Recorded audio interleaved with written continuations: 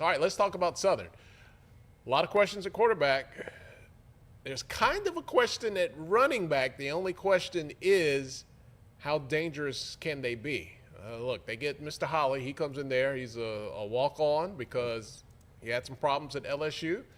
But so far, so good at Southern. Terrence Graves is the type of guy that's more concerned about the man than he is the football player. So I'm sure they had a very long talk about expectations, and he has someone in his corner who has his best interest beyond what he can do on the football field.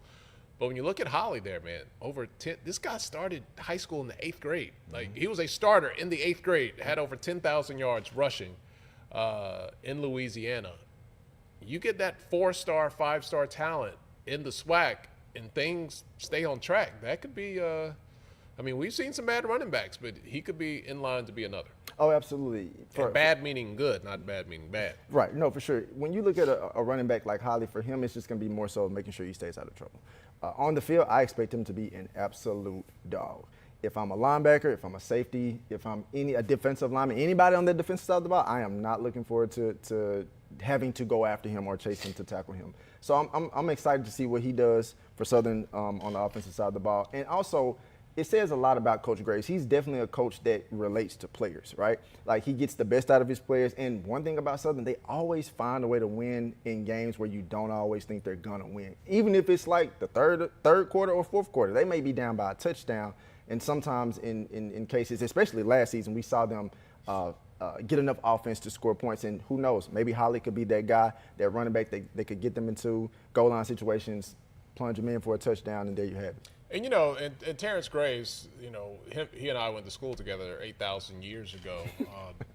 He has that level of experience. He started at Wake Forest. Now, not in trouble, but he started at Wake Forest, ends up at Winston-Salem State, played under Pete Richardson.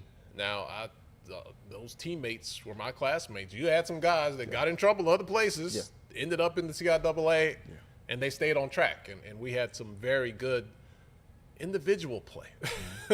We didn't have a quarterback back in those days, but man, we had wide receivers, linebackers, running backs that could have been, in Power 5 programs, but for whatever reason, academic or otherwise, they found their way to a Division II school. So he knows what that looks like to have redemption, to have a second chance, and he knows what it looks like when it works. So I think that's a good fit for Holly to get a second chance, and I think he has the right guy in his corner in Terrence Graves, and that could be a very dangerous combination. But just like Terrence Graves saw as a player, you can have excellent running backs, but boy, if that quarterback ain't right, it will negate a lot. That seems to be the big question with Southern, who's going to play quarterback. We still don't know who's going to try it out there tomorrow night in the MEAC-SWAC Challenge. And that is exactly how Terrence Graves won it. I mean, this guy is he's holding this tighter back than they're holding some documents back in the Smithsonian right now. Like, I mean, he does not want that information to get out. I don't know if he would tell his closest of friends right now. He's very tight-lipped with it, which you kind of expect from a defensive guy.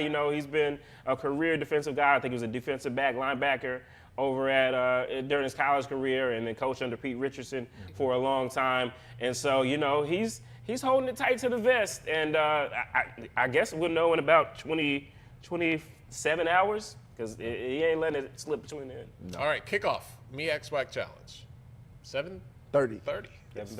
All right, we're still having a little daylight here in Atlanta. It won't be as hot. All right, so let's get to it. MEAC-SWAC.